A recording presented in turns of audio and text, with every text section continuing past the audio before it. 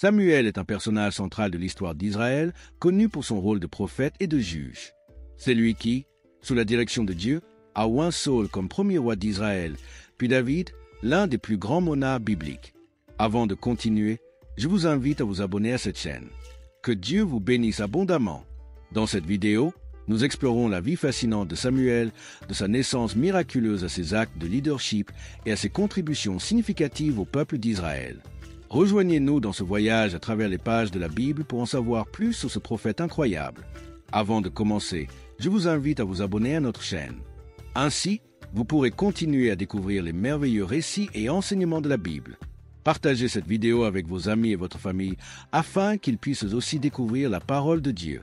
L'histoire de Samuel commence dans un contexte de profond désir et de dévotion. Sa mère, Anne, souffrait d'une grande angoisse à cause de sa stérilité, un sujet qui causait beaucoup d'angoisse dans sa culture et à son époque. Anne était mariée à Elkana, un Éphraïmite de Ramathaim, dans la région montagneuse d'Éphraïm. Bien qu'Elkana ait eu une autre femme, Penina, qui avait déjà des enfants, Anne était sa préférée, mais sa stérilité faisait d'elle un objet de moquerie et de mépris de la part de sa rivale. Lors d'une de ses visites annuelles au tabernacle de Silo, lieu de culte et de sacrifice, Anne pria Dieu avec ferveur et lui promit que s'il lui accordait un fils, elle le consacrerait au service du Seigneur toute sa vie sous le vœu de Nazaréa. Ce vœu incluait des abstentions spécifiques, comme ne pas se couper les cheveux, ne pas consommer de produits du raisin et éviter toute souillure avec des cadavres. Dans sa prière, Anne dit « Je le consacrerai à l'Éternel tous les jours de sa vie, et le rasoir ne passera pas sur sa tête. » En Samuel 1h11, le prêtre Élie observait Anne prier en silence, les lèvres silencieuses. Au début, Élie pensa qu'elle était ivre, mais après avoir entendu Anne expliquer sa profonde tristesse et sa supplication sincère à Dieu, Élie la bénit et pria à Dieu d'exaucer sa requête. Peu de temps après, Anne conçut et donna naissance à Samuel, dont le nom signifie « prière de Dieu ». Consciente de sa promesse, Anne ne monta pas avec le Canaan pour offrir le sacrifice annuel avant que Samuel ne soit sevré. Lorsque le garçon fut assez grand, Anne l'emmena au tabernacle de Silo avec une offrande de 3 taureaux, une mesure de farine et une outre de vin.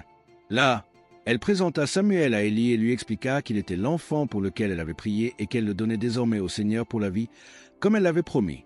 Anne chanta alors un chant de louange, le Cantique d'Anne, dans lequel elle exprimait sa gratitude et exaltait la souveraineté et la justice de Dieu.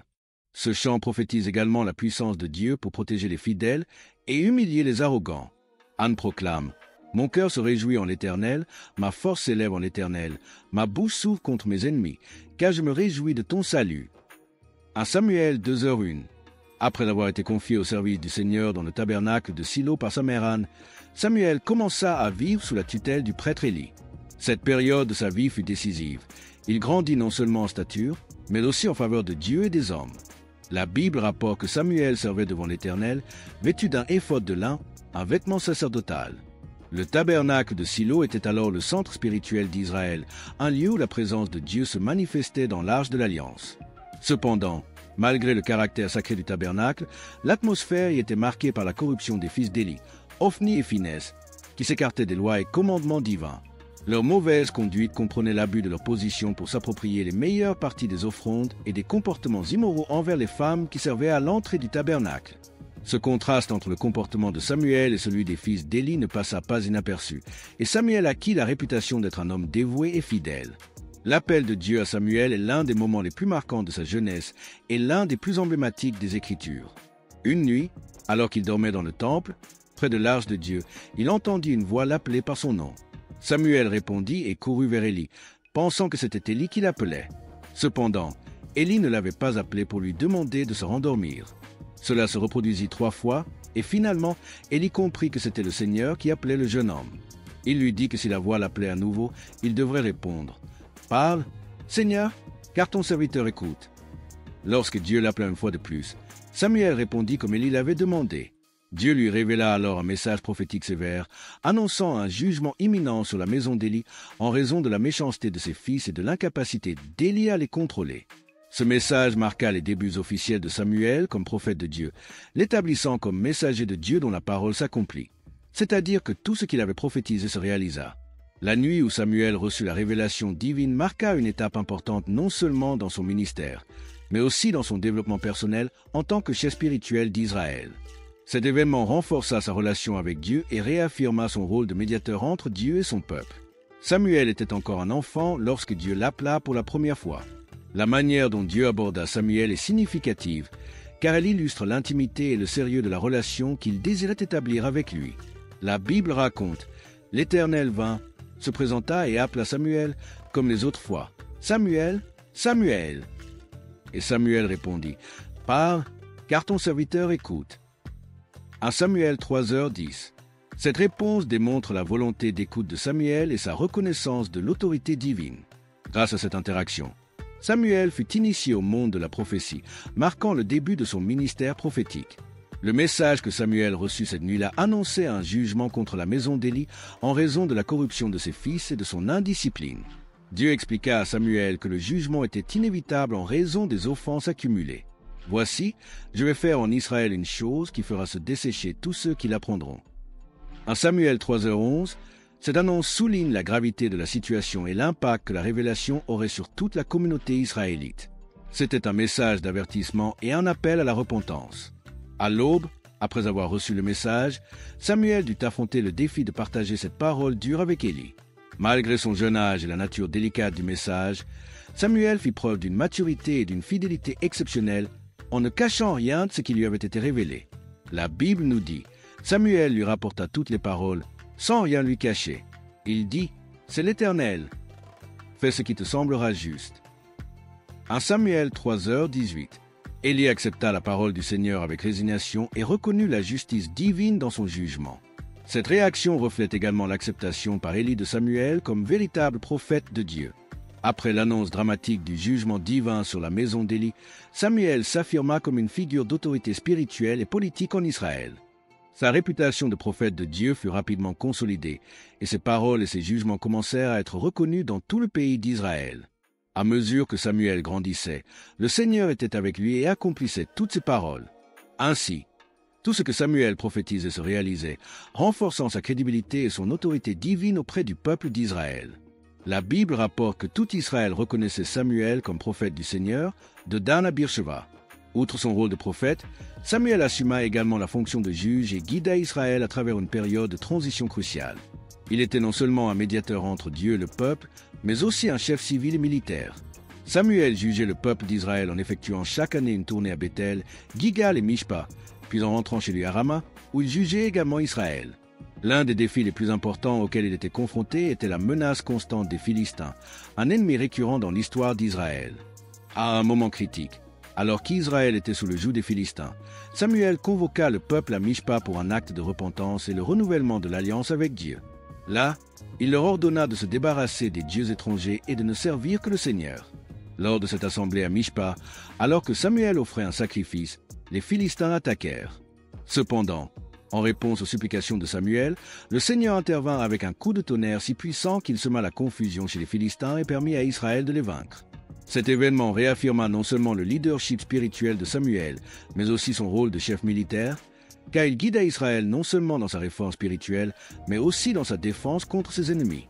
Cette victoire sur les Philistins marqua un tournant, et Samuel érigea une pierre commémorative entre Mishpa et Zen, qu'il nomma Ebenezer, et dit « Jusqu'ici, l'Éternel nous a secourus. » Cet acte symbolisait le renouvellement de l'alliance entre Israël et Dieu et rappelait à Israël la source de sa force et de sa protection.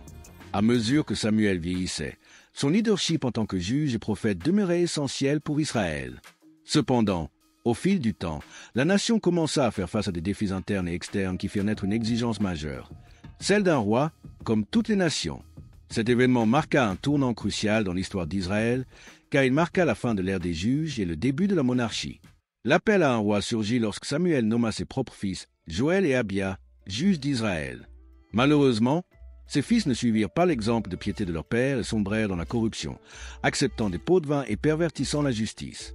Cela poussa les anciens d'Israël à se rassembler à Rama et à exprimer leur mécontentement à Samuel, exigeant un changement à la tête du pays. Ils lui dirent « Tu es devenu vieux, et tes fils ne marchent plus dans tes voies.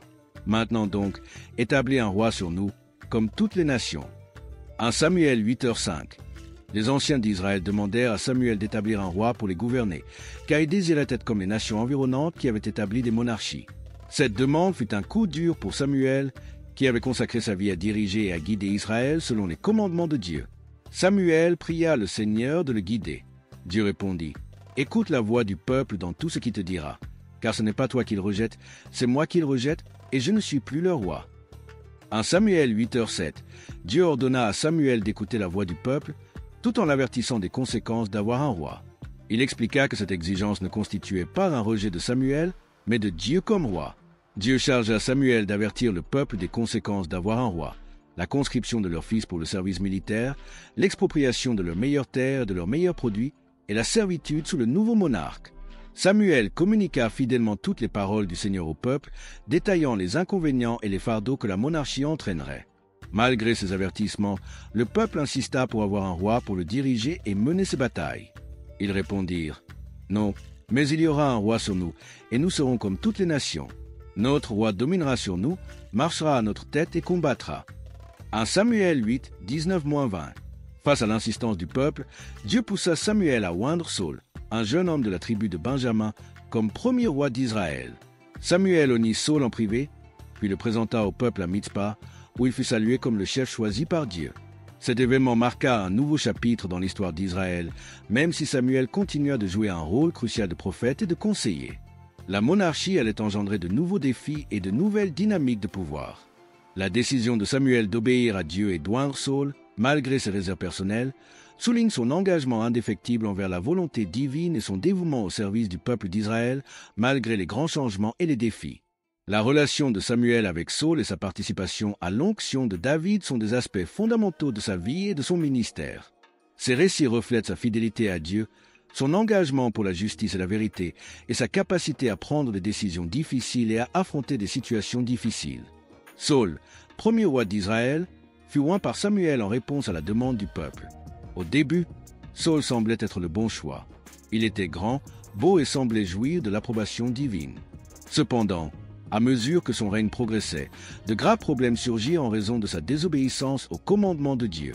L'un des premiers incidents troublants se produisit lorsque Saul offrit un sacrifice sans attendre Samuel, craignant de perdre le soutien de l'armée avant une bataille importante. Samuel dit à Saul, « Tu as agi en insensé. Tu n'as pas observé le commandement que l'Éternel, ton Dieu, t'avait prescrit. » 1 Samuel 13h13. Cet acte d'impatience et de manque de confiance en Dieu fut le premier signe des difficultés à venir. Le tournant dans la relation entre Samuel et Saul survint avec la mission de détruire les Amalécites. Dieu avait ordonné à Saul de les détruire complètement, ainsi que tout ce qui leur appartenait. Cependant, Saul désobéit et épargna la vie du roi Agag, ainsi que le meilleur du bétail.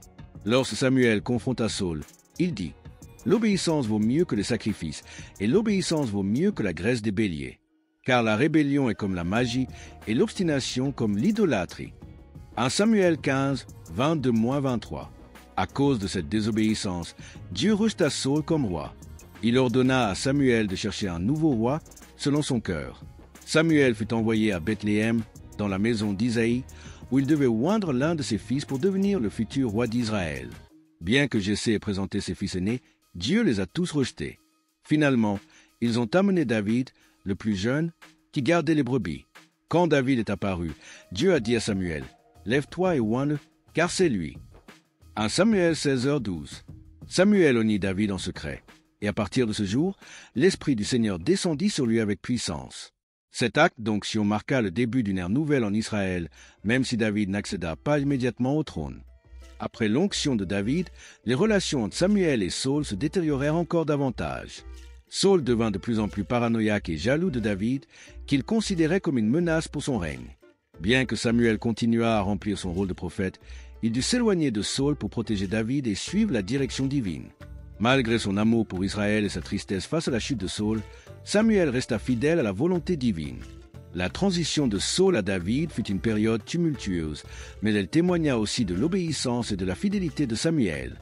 Samuel resta fidèle à son engagement envers Dieu, guidant Israël à travers un tournant majeur de son histoire et veillant à ce que le nouveau chef, David, soit prêt pour son futur règne. La vie de Samuel, marquée par sa relation avec Saul et son choix de David, reflète la complexité du leadership divin et humain. Sa fidélité et son obéissance à Dieu, même dans les moments difficiles, ont laissé un héritage durable d'intégrité et de dévouement qui a profondément influencé l'histoire d'Israël. En grandissant, il a décidé de prononcer un discours d'adieu au peuple d'Israël. Cet adieu marqua non seulement la fin de son mandat de juge et de prophète, mais fut aussi l'occasion de réfléchir à sa vie de service et d'avertir Israël de l'avenir sous la monarchie. Les adieux de Samuel, rapportés dans un Samuel 12, témoignent de son intégrité, de son amour pour Israël et de sa dévotion à Dieu. Samuel commença son discours en rappelant au peuple son histoire de service, soulignant son honnêteté et sa justice. Il leur demanda alors s'il leur avait jamais pris quoi que ce soit injustement, opprimé ou accepté des pots de vin. Le peuple répondit à l'unanimité que Samuel n'avait commis aucune injustice. Samuel dit « J'ai marché devant toi depuis ma jeunesse jusqu'à ce jour. » Le peuple confirma son intégrité en disant « Tu ne nous as point fait de tort, tu ne nous as point opprimés, et tu n'as rien pris de la main de personne. » 1 Samuel 12, 2-4. Samuel rappela ensuite au peuple la fidélité de Dieu tout au long de son histoire, depuis la délivrance d'Égypte jusqu'aux juges envoyés par Dieu pour les sauver de leurs ennemis.